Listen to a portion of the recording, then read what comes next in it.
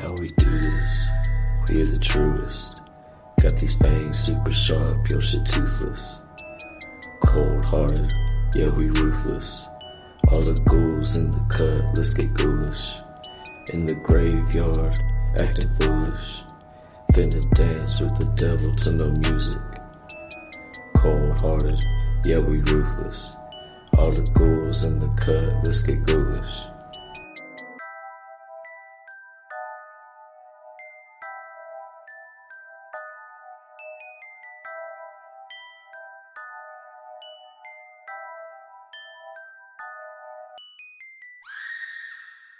Hello, ghouls! It's me, Max Booth, an undead host, and you are listening to a new episode of a podcast called GHOULISH.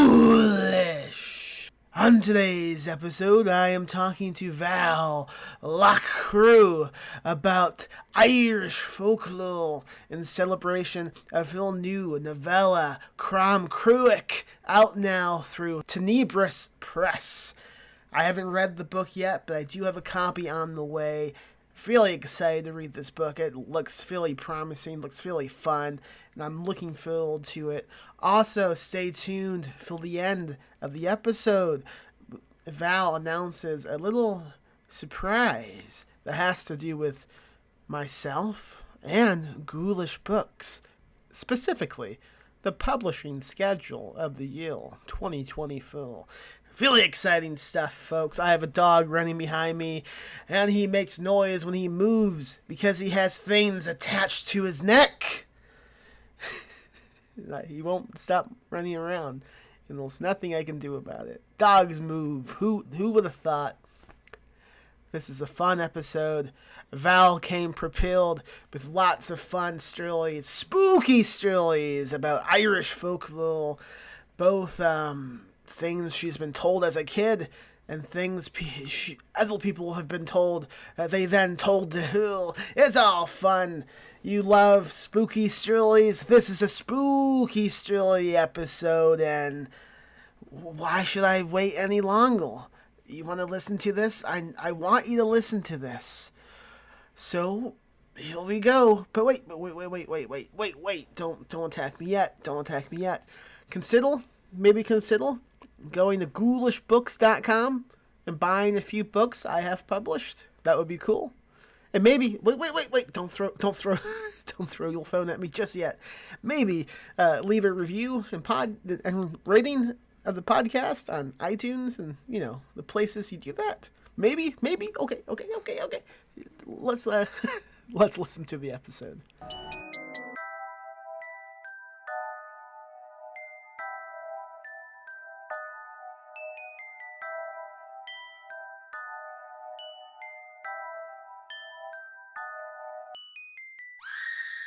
I'm recording myself as well in case there's any issues. Nice. And I am told the government is also recording this conversation, so well, we've got two governments recording us. Oh shit. I wonder which one is more incompetent. I don't know. I know nothing about the Irish government. They're pretty incompetent. But sometimes in ways that are like beneficial because, it's just like, yeah, you don't see this. Okay. Well, Val, thank you for coming on Ghoulish, a podcast. Thanks for having me on Ghoulish, a podcast. I'm a big fan. Oh, thank you. Name your top 3 episodes. Off the top of my head, well, give me Trevor Henderson. The one where the guy talked about out of body and sleep paralysis stuff. And the one with Chuck Tingle, not really, but Chuck Tingle has a funny voice, so that's standing out for me. Okay, well done, you've passed. I've done that a few other times, and usually they just end the Zoom call and they don't continue speaking to me. That's how that's how you lost to Stephen King. Yeah, he came on. He said he was a big fan of the podcast. And I told him to name his top 3 favorite episodes of Castle Rock Radio, and he never talked to me again. Today, what are we talking about? Irish stuff? We are talking about spooky urban legends that I heard growing up and in modern times. Now, I'm stretching the term urban legends a little bit because there's some rural shit up in here. I have a bunch of stuff from like weird shit I heard in the playground that I could never get out of my head, right up to stories of like post Civil War ghosts from my great granddad's life and stuff. Just some cool shit. Okay. Also, I have a really good story about something that happened to my dad when he used a Ouija board as a kid that I meant to tell on a paranormal podcast a few years ago, but when I went to tell the story, I forgot all the details, which was incredibly embarrassing. Do you happen to remember all the details now? Thankfully, yes, and it's fucking crazy. But I was Okay. thinking, I don't know if you have any, but I want to start with weird shit I heard on the playground as a kid because Please, I find please this do. kind of thing fascinating. But I also want to hear if you have any weird shit that you heard, anything from fucking, you know, from a haunted house to just like some dumb shit that you're, you know, about health or like the human body or whatever that you heard growing up from some fucking dumb shit kid in your playground. I want to hear Um, about it. Not really. I mean, I No? nothing like Right? paranormal or anything. Health wise, I can only think of odd things my mom would say as a kid, like, "Oh yeah, if you toast bread, it's no longer fattening. Well, you can drink as much Gatorade as you want because it's just water, but with kettle added to it." That's pretty much it. That makes sense. Yeah, I used to get the whole MSG is bad for you thing a lot. I think everyone Yeah, got that. I think Okay. I don't think I've ever heard anyone say it's not bad for you. They just I only talk to idiots, I guess. They just go, "Oh yeah, Apparently you, it's not. that's Apparently it's good." even healthier. It's healthier for you than regular salt. But okay, I will tell you something that I've never forgotten. And I don't remember how it came up. In fact, I think these first two things came up on the same day in school. Maybe it was near Halloween and we were all telling ghost stories. We were like little kids at this point. And I remember someone saying that up in the Wicklow Mountains, which are like these heavily forested well, not as heavily forested as they could be. Ireland is an ecological disaster zone. But aside from that, near Dublin, mountains outside Dublin, apparently there was an old abandoned building where the only thing remaining of it is a staircase going up into an empty door frame. And at midnight, every night, the staircase would catch fire and the devil would walk out and walk down the stairs. And the thing that made this story stick out in my head is that apparently the devil has tentacles. Oh yeah, I've never heard that one. He just has tentacles growing out of his back, or what? I don't know. All he said was that his friends saw the devil on the burning staircase and the devil had tentacles. And that's just such a strange and vague thing that it's never left my mind. That's pretty cool. I like Yeah. that. That's- Okay. And then another thing that someone said that day, and this also just lit up my brain like crazy, because you know, growing up, I'm sure in America, growing up, um, you know, people would talk about spooky shit like Satan's scary, and ghosts are scary, and demons are scary. But one day, one kid in school told me that their whole neighborhood was woken up because, in his own words, Hail Mary was walking down their street, crying and making terrifying noises. So the idea that Mary, Mother of God, you know, the most beneficial character in all of Catholicism, was a spooky ghost walking down this street and scaring a neighborhood, set my mind a spinning. I think that's a pretty crazy one. yeah, and it also kind of reminded me. I said I didn't have anything at all, but like listening to you, I am reminded slightly of something that kids at school used to tell me. And there was this big rumor that I grew up in Indiana, and we had these dunes around us, so like big mountains of sand, basically. And Mm. the rumor was the ghost of a cannibal used to live in those dunes, and we would always like try to like get each other to go walk into the dunes alone and try to find this cannibal. I've found one though. That's unfortunate.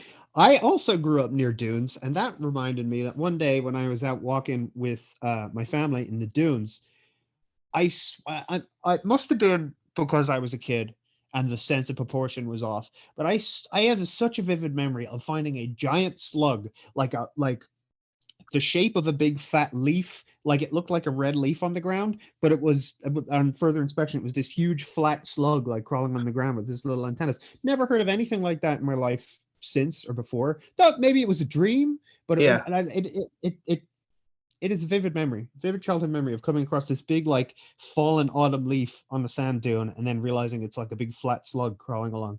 Very strange. I would freak out, mostly because I've never seen a slug in real life. Little snail. Really? Well, slugs and snails the same thing, just one has a shell. I don't know. I don't know anything about They're these. There's like primitive could be octopuses. The octopus is like dumb cousins that they don't want to have around for dinner. I see. That brings me to my next thing. I was told when I was a kid that there was a breed of snail that if you stomped on it, it wouldn't die, but it would grow another head. Jesus Christ. That scared the shit out of me. I had nightmares about my house being assailed by hordes of these hydra snails. Yeah. So if you keep stepping on it, does it keep growing additional heads, or it's just a two-headed snail then, and that's it? I didn't ask questions. When I was told about that, I was like, I don't want to know anymore. That's the scariest thing my 4-year-old mind has ever heard. Do you guys have a lot of snails by you? It's a very wet country. Yes. Okay. When it rains, they're everywhere. They just fall from the sky. Like that scene in Magnolia about the snails. I haven't seen it. I didn't know there was a snail scene in it. Now I won't watch it because there's a scene little frogs rain from the sky. Oh, okay. Yeah. I had a horrible phobia of them when I was a kid. Snails, not frogs. And I think it's because when I was a kid, one day I was sitting in the mud in like, because my mom had these rose bushes in the garden and I was sitting underneath them and I was like playing with the worms and shit. And there was a snail there and I tipped it with my finger and I got a static shock off of it. And I thought it had bit me. And so that just was such a fucked up moment that my brain was afraid of them forever. Now I'm afraid of snails. Do snails have teeth? I know nothing about these things. They have horrible like anus like mouths of just like teeth and a long tongue covered in teeth, and the things that they eat they kind of lick to death and suck out their guts. But obviously they're too small to actually hurt you because you're made of sturdier stuff than them. They eat jelly. Thank you. They eat little jelly things. What do they eat? Jelly things? Okay, I was just about to ask you. Nice. They eat plants. They eat they're disgusting, horrible monsters. They're God's greatest mistake. And that brings us on to, I remember sitting on the stairs once with a couple of other kids, and I got these. Did you ever get these? I don't know what the fuck they are. I don't get them as an adult. But you ever as a kid get these like weird like balls of mucus, like hard fucking mucus that would stick in the back, like the roof of your mouth, and you'd have to like peel them off at your tongue and you take them off and they'd almost be like these white little balls? No. I don't know what you're talking about. It just, I don't know what I'm talking about either. It's just this weird, like, nasty shit that would develop in the back of my the roof of my mouth when I was a kid. And I pulled some out of my mouth one day when I was hanging out with some kids because we were all discussing. I was like, what is this? And they were like, they started whispering to each other like, I think that means you're turning into a monster. And I was like, no. Chilling into a snail. Yeah. Some Junji Ito shit. Okay. So I'm almost out of childhood stuff. I'm gonna have to move on to childhood tales told by other people. Okay. First up, my mother. There was a beautiful house with a stained glass window in Dublin along one of her routes because she used to travel around going to like Irish dancing and whatever other things kids did in the 70s, 60s. I don't know how old she is. But apparently there's this old building, this old beautiful house, and a friend of hers said a priest told her that witches live there, and if you go collecting for charity to that house, they'll eat you. Nice. And did she? I don't know. And I wonder what those people really were, if they were just Protestants or just some other religion or whatever. Or maybe they owed the priest money, or the priest owed them money, maybe. Yes, indeed. And apparently my grandma's day, there was a bridge that went to the ranch. Didn't ask her what that meant. What? But, For those listening, when Val said that, she did finger quotes around to Yeah. the ranch. Yeah. So I grew up in Dublin in the 90s. My ma grew up in Dublin in like the 70s and 60s or whatever. And then my nan grew up in Dublin in like the fucking 30s or whatever. So we're talking about like a city that like in the span of those three generations went from like small interconnected villages with fields and forests and shit to just a shitty, nasty, stinky town by the time I rolled around. So maybe there was a ranch in the middle of where there was a fucking shopping center or whatever in the 90s. But yeah, apparently crossing the bridge to the ranch, apparently if you're unlucky or lucky, depending on what kind of weirdo you are, you might see a dead body lying under the bridge or a ghost. So I assume like you either, when it's a dead body, it's like the ghost having a nap. Yeah. And then, you know, when it's feeling a little more rambunctious, it's kind of like going or whatever. Do ghosts sleep in the their own bodies? Like when they go back into the dead body to sleep? I've never thought about this.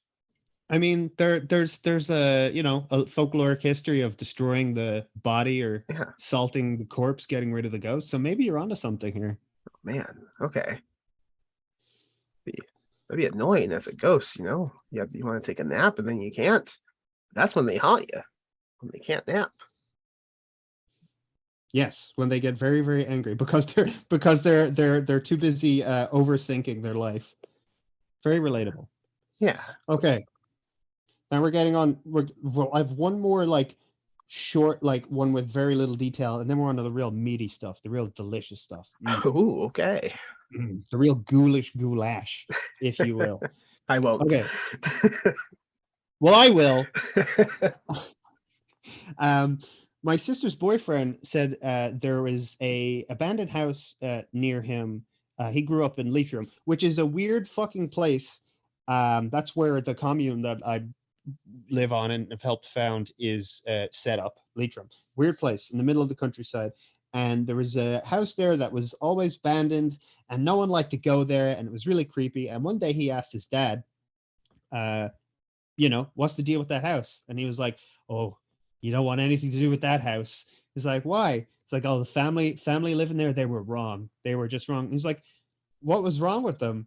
And he was like, well, there was this lad who used to go around the place, and he never really had a place to live, but he'd stay, you know, he'd stay with us, and he'd move between towns, and he'd do odd jobs for people. And one day he knocked on their door, and he never came out again.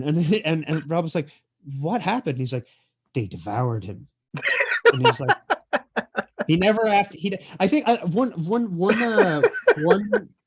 one detail in a lot of these stories is that someone will say something fucked up, and then the person who heard it will not ask any questions. So Rob never asked what devoured them meant, but it's always stuck in his head. How do you not ask questions about this? What do you mean? It's a crime. I don't know. Yeah. Well, it was. I might have asked the question if Rob's dad had said it. Although then again, no, because there's a way of like old Irish lads talk where you're like, they say something with such an inflection where you're like, right, I'll drop it then. You know what I mean? I understand. Absolutely. He also, Rob's dad also had a story from his childhood where in the town where he was growing up, all the cows' milk was turning sour. Classic like folklore type thing. And they were trying to figure out what was happening. It was, you know, it was the economic core of their town. And so they were trying to figure out what was happening. They were they you know, would stay up all night, and they couldn't find anything wrong. They were blaming each other for scaring each other's cows. And then one day this fucking dude shows up with like a bowl of water, like this like fancy like brass bowl, and he was like, I will find out what was happening. And he would like look into this bowl of water, which is a thing in like ancient like Greco-Egyptian magic, like divination, for having a bowl of water. And he was like, right, he got them all together. He's like, 6 o'clock in the morning, you all come to my house and I'll show you what's going on. So all the farmers went to where the guy was staying and followed him to the farm. And when they got to the farm, they saw a rabbit drinking the milk from the cows, going from cow to cow and drinking the milk. And he was like, that's your problem. So they chased this rabbit all the way down the road to this, and it ran into this old lady's house that everyone knew and nobody liked. And they knocked in the front door, and they found her sitting in her chair, like exhausted, as if she'd just run a marathon. And then the cow's milk stopped turning sour. Okay.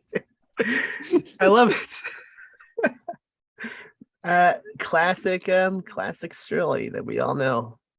Old ladies filling in the rabbits and drinking from cows. Yeah, I thought you were going to tell me they walked in and found the rabbit drinking from the old lady next. Oh God, that would have been fucked up. That'll be in your adaptation of that story that becomes like a multi-million-dollar Marvel movie. Yeah, we need to milk something. I regret that immediately. Go on. That's the porn parody. That's where the money is these days. Okay. All right.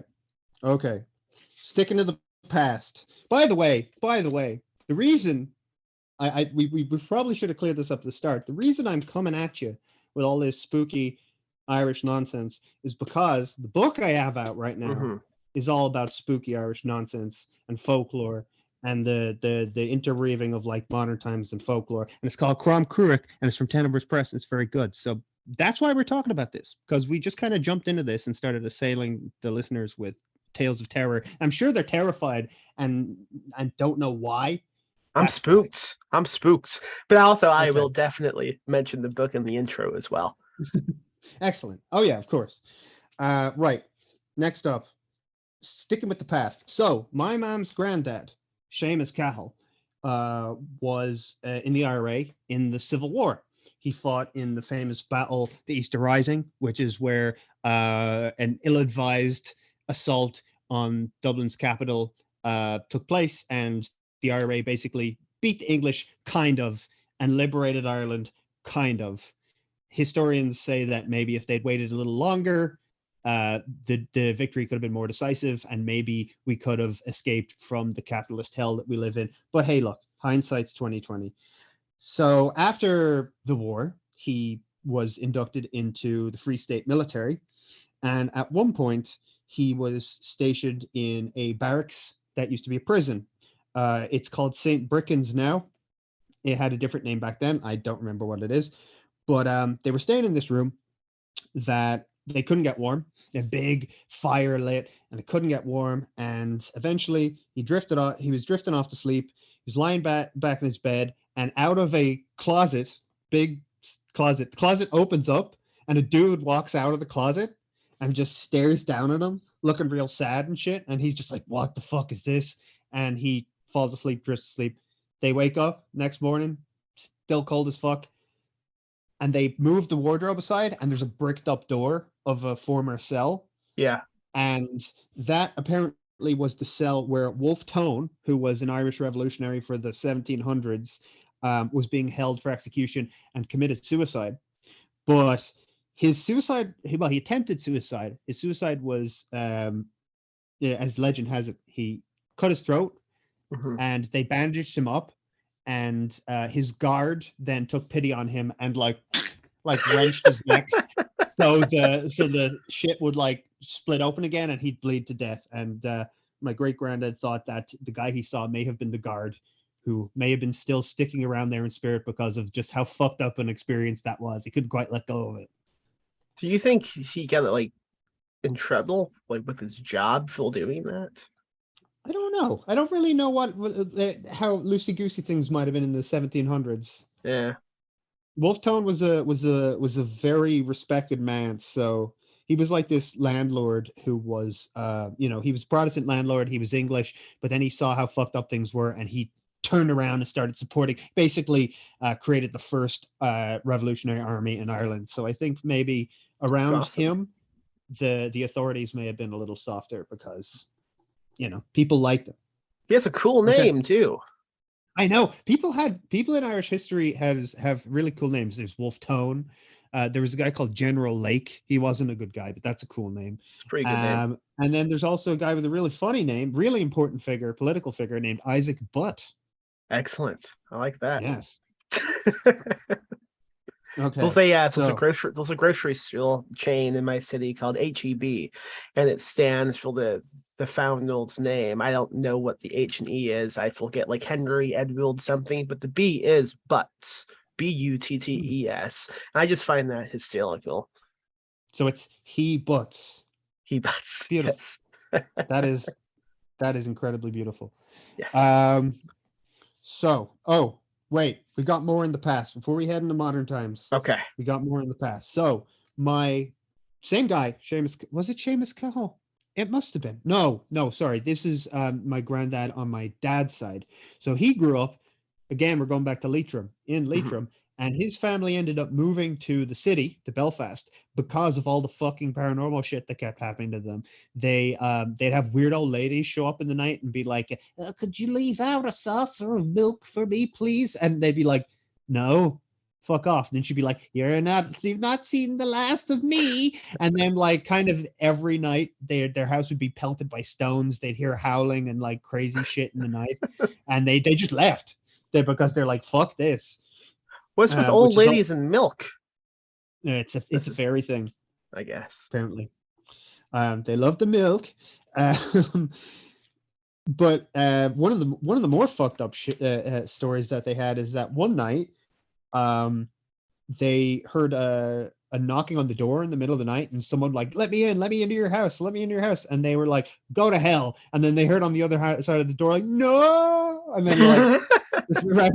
And but that night he had a cousin who was deadly sick and like on it, like almost dead. And apparently that night around the same time, his cousin was sitting on a chair in front of a fire trying to keep warm, and he died, fell face first into the fire and caught, and his body burned. Oh no. And so he left it like, oh God, did we condemn that man to hell? Was he reaching out to us? Yeah. So imagine realizing you have the ability to just say go to hell, and someone will go to hell. I mean, how do you live with that? I don't know. It'd be pretty amazing. Well, I think the person has to be dead or near dead beforehand, but it would be pretty cool to be able to do, especially over Twitter. You know, when you see someone have a really bad take about like horror movies or music or, you know, whatever, you just say go to hell, and instantly the devil like comes out of the ground, pulls them off their GeForce gaming chair. Yeah. It sucks them into the cathedral. Yeah. That'll learn them. All right. Power fantasies aside, moving a bit forward in time, my dad story with the Ouija board. This is some fucked up shit. Yes. My friend. So, when he was very young, living in Northern Ireland, a young boy that the family knew died. And for some reason, the family decided to have a seance to try and contact the child. So he was taken to this seance with his ma or with his aunt or something. And the Ouija boards just kept talking to him, spelled out his name. It was like, take the knife out of your pocket. And he was like, he had this little knife that he'd carry around that he found that no one really knew about. And he was like, it was really scary. It really freaked him out. And after that, he like felt like a horrible presence in his room with him. He wasn't able to say his prayers. Apparently his prayers would come out backwards when he tried to say them. You know, it was a big thing in Ireland at the time, saying your prayers. And, you know, he was just haunted by this presence and nightmares. And eventually, because of the sectarian violence in Belfast at the time, he was one of these kids who had to be moved over to New York City to protect them from the violence while it was ramping up. So like a bunch of these kids from up north got sent away because the fucking like murders and the terrorist incidents were getting intense. So he moved over there, and this presence followed him.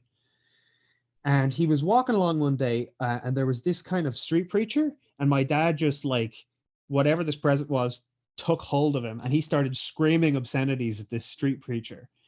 And the street preacher was like, I live at this address. Come have dinner with me and my family tonight. And my dad was like, okay. And he went to have dinner with this dude who turned out to be a Baptist minister. And he was like, you've got a presence inside you that's not good. I don't do exorcisms, but come to mass and testify, because you know that's how they do it in the Baptist church. Everyone comes and says some shit out loud. It's real extra. So my dad was like, okay, yeah, I'll come to your mass. And he goes to this mass, this Baptist mass, and fucking, so the UDA were the terrorists on the side of the English, right? Okay, In Northern Ireland. They're essentially Irish equivalent of Nazis. They gotcha. they believe they believe that the English own Ireland and that Catholics are subhuman and they'd fucking kill people and like use their skulls as ashtrays and shit. They're real evil motherfuckers. So my dad rolls down to this fucking mass, and this fucking UDA guy comes out and he's testifying and he's like, I've done horrible things and I fled and you know, I need to be forgiven for my crimes. And the Baptist minister comes to my dad and he goes to UDA guy, it's not me you should be telling this, it's this guy. Takes him out and he goes, this guy's a Catholic fleeing from people like you to be here. And my dad hugged him and said that he forgave him. And Wow, then the evil presence kind of like went away. Isn't that nuts? that's crazy. Yeah. It's like this fucking, like, I think the best and the most compelling supernatural stories always have this element of like almost like an existential Rube Goldberg machine to it. You know what I Yeah. mean? All these mad things just kind of like fall together. Connect. Yeah. Have you ever well, speaking of Ouija builds, have you ever fucked around with one? I haven't really had a chance. I got like a Ouija board, like a really cheap one for the internet. That's almost like a mat, you know, like these mats you stick on the Yeah. dashboard of your car so your phone won't fall off. And I've never really fucked around with it because my dad was always like, never have one of those in the house. And I you know, and then I spent ages like not interested in that kind of stuff at all. And then in my years when I have rekindled interest in it, I've never gotten around to it. I really wanted to. Me and my friends planned on breaking into an abandoned asylum and fucking around with one. But we weren't able to get into it. we didn't manage to be able to get into it. So Well, I haven't done that yet. I want to though. before we go How about you? past that, I have not. Before we go past that, if you're comfortable talking about it, I would love you to tell me how you tried to break into one. Well, the thing is, I didn't really. So it was my pal who lives down in certain location was like, I know this abandoned asylum, we should totally go into it. So I grabbed two of my friends. One of them's like a big time like witchcraft enthusiast. Both of them were. And we were like, let's make a weekend of this, go down to this guy's house and do something really dumb.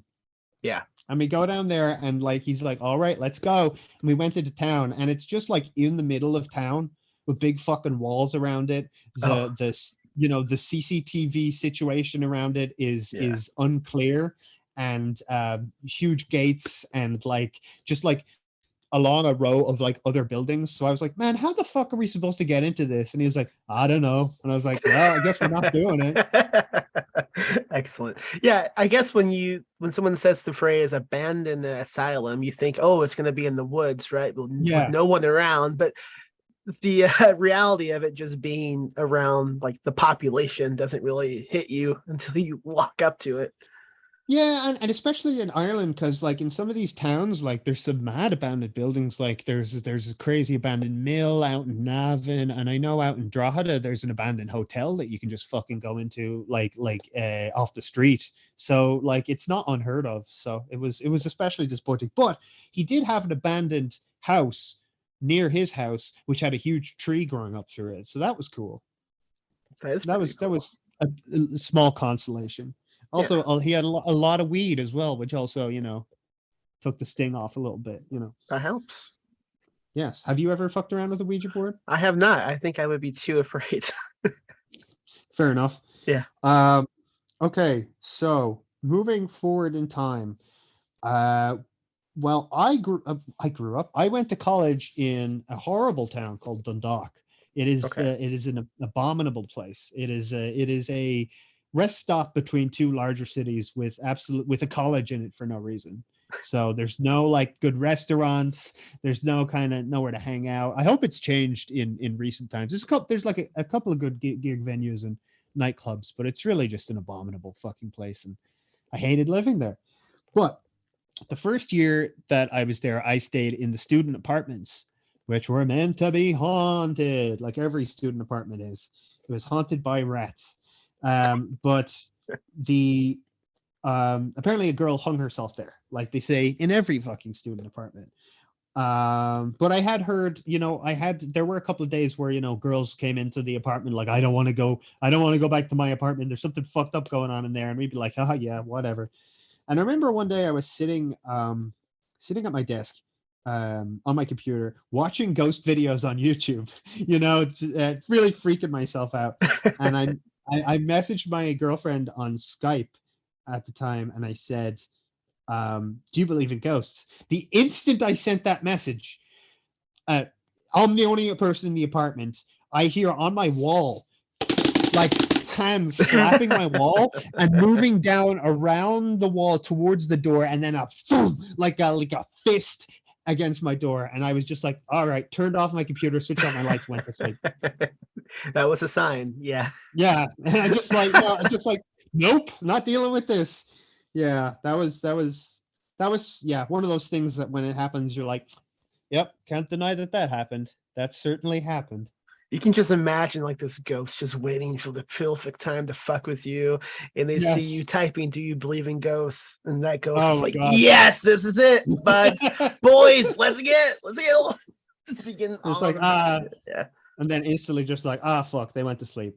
Oh well, let's move on. The fun was ended. Let's go haunt that abandoned asylum.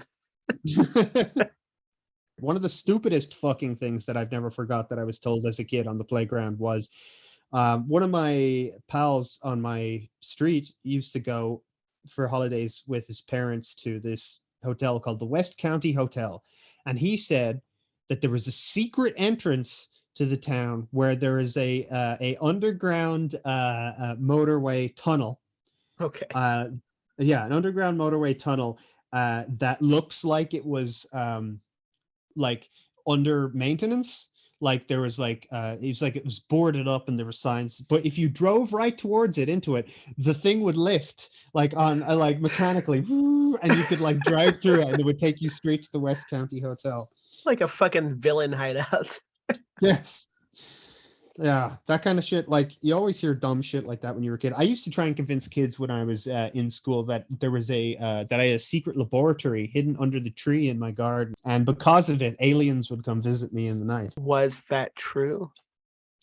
Absolutely not.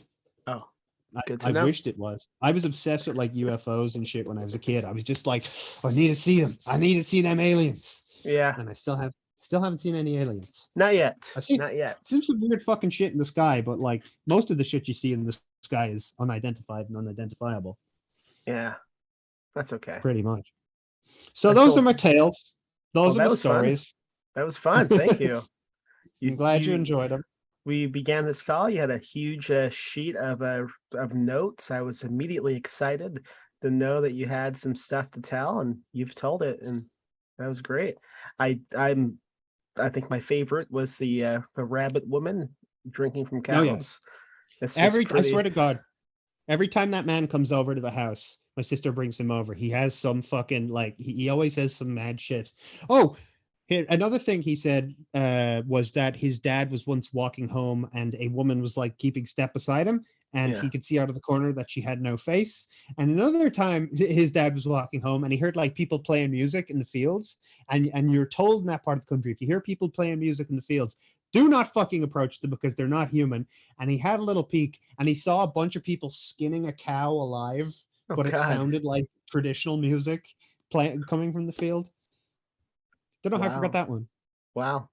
I feel like if I was walking and someone was walking by me without a face, I would probably be like, "Hey, are you okay?" You know?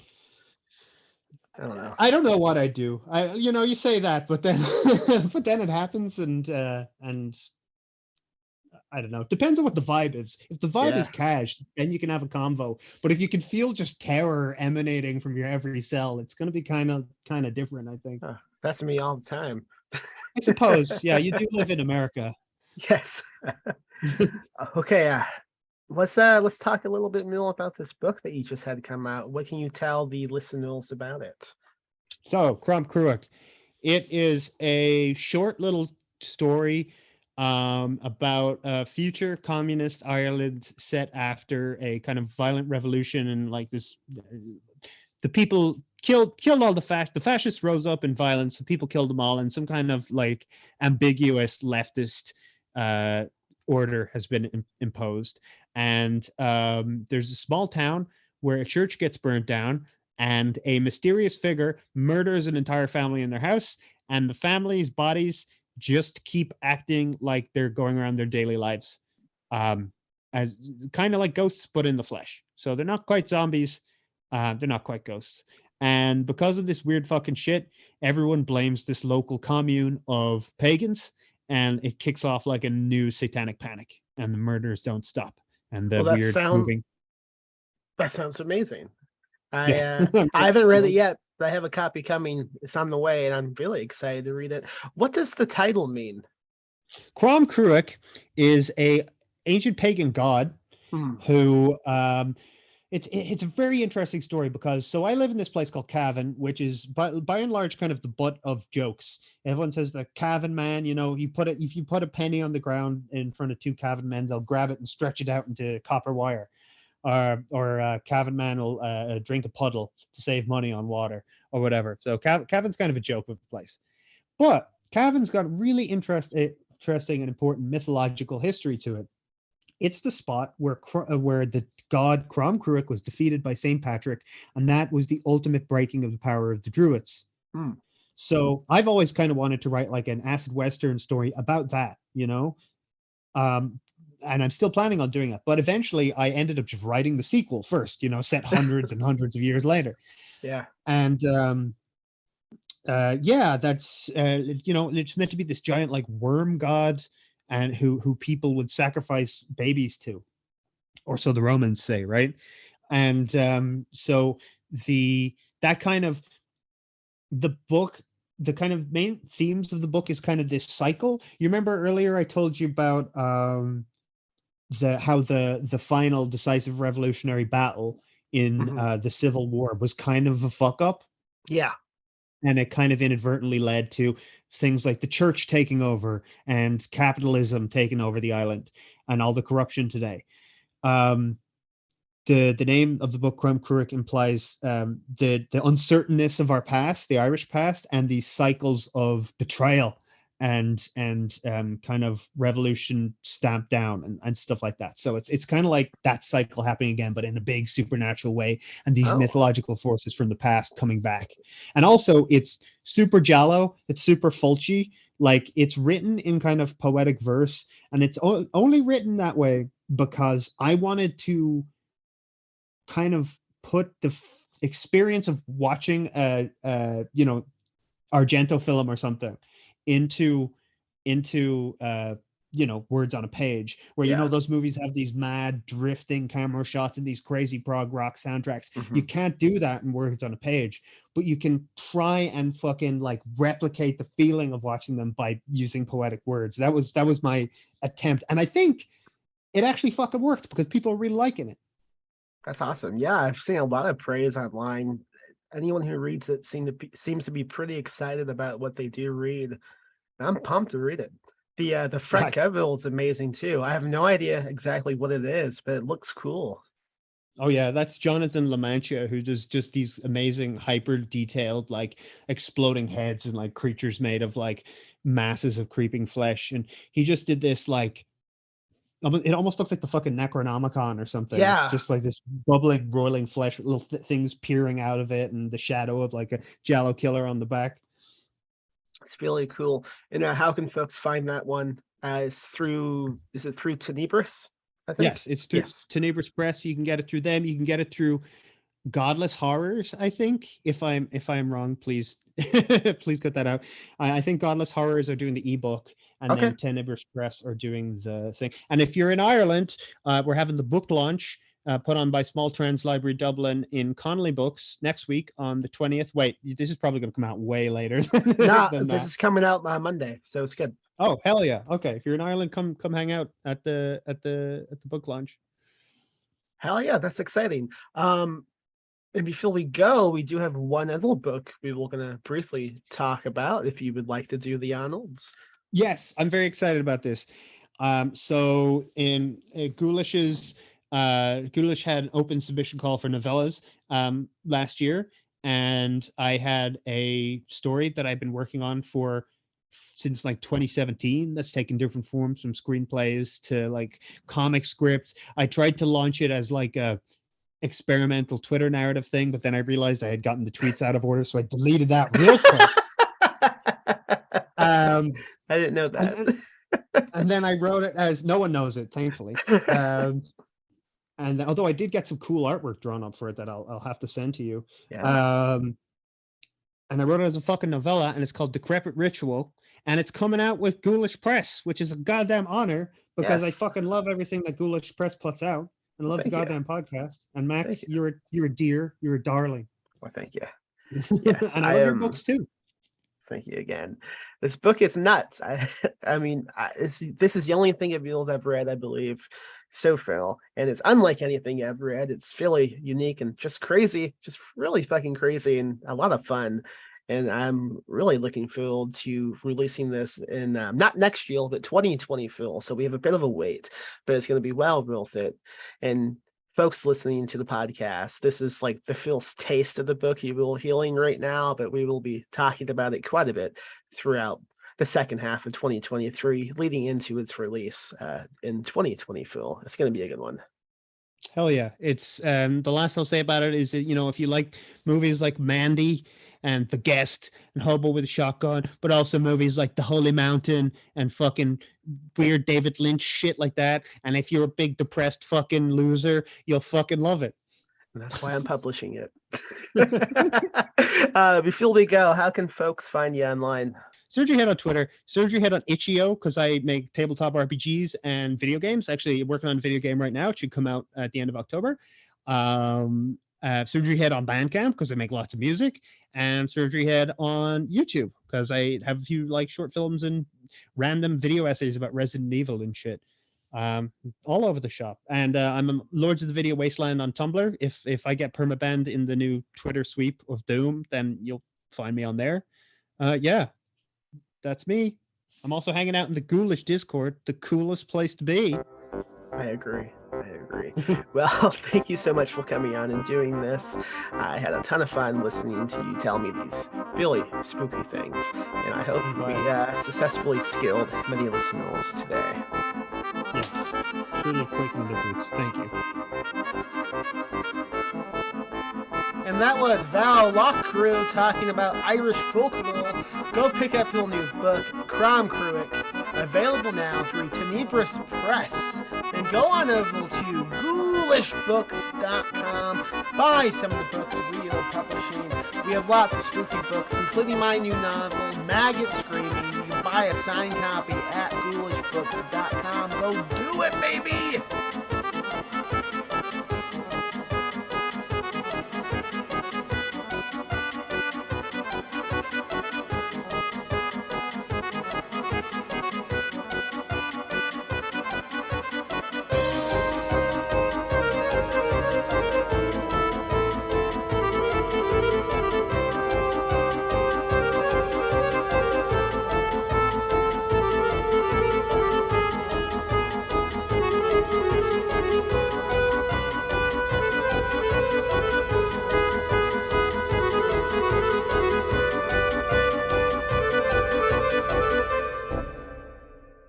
Live spooky, die spooky. Rest in peace, Max.